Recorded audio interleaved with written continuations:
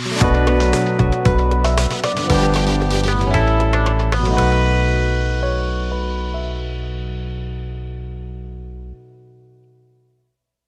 kurban bagi yang mampu.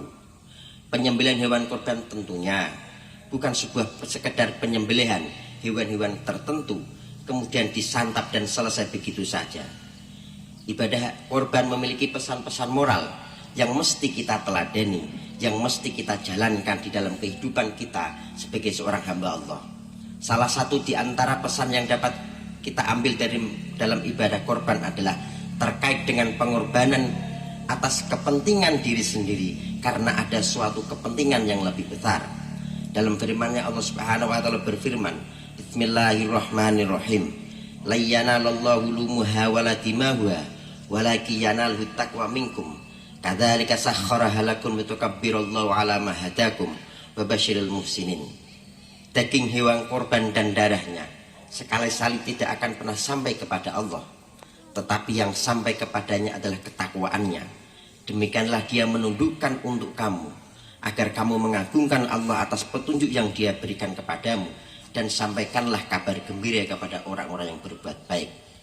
Jamaah sholat memang terasa janggal secara sekilas, di mana Nabi Ibrahim diangkat menjadi seorang nabi, namun masih perlu diuji loyalitasnya oleh Allah Subhanahu wa taala. Namun perlu juga kita pahami bahwa salah satu tugas Nabi yang diutus oleh Allah Subhanahu wa taala adalah memberi suri tauladan kepada umatnya.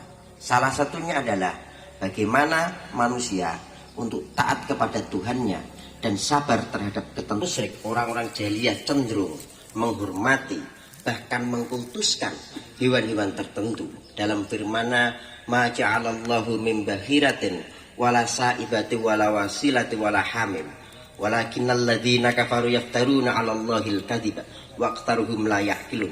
Allah tidak pernah mensyariatkan adanya bahirah, saibah, wasilah dan ham, tetapi orang-orang kafir membuat kedustaan terhadap Allah dan kebanyakan mereka tidak mengerti.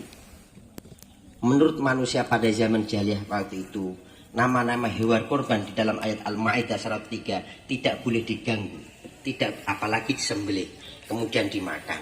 Maka dalam rangka menghapus tradisi itu, Allah Subhanahu wa taala memerintahkan untuk menyembelih hewan-hewan tertentu. Yang kedua, selain simbol loyalitas dan ketauhidan, bahwa anak, istri di dalam Islam adalah sebuah hiasan dunia, yang mana Allah tegaskan di dalam Al-Quran, al-malu wal banuna zinatul hayatid dunya. Harta dan anak-anak adalah perhiasan kehidupan dunia. Jamaah sholat Idul Adha rahimakumullah. Dari peristiwa Nabi Ibrahim, kita dapat menyimpulkan bahwasanya beliau telah berhasil mendahulukan kepentingan Allah dibandingkan kepentingan diri sendiri. Sehingga wajar kemudian jika peristiwa tersebut dijadikan syariat Islam, yaitu agar umat Islam dapat menangkap pesan moral dan hikmah di balik ibadah.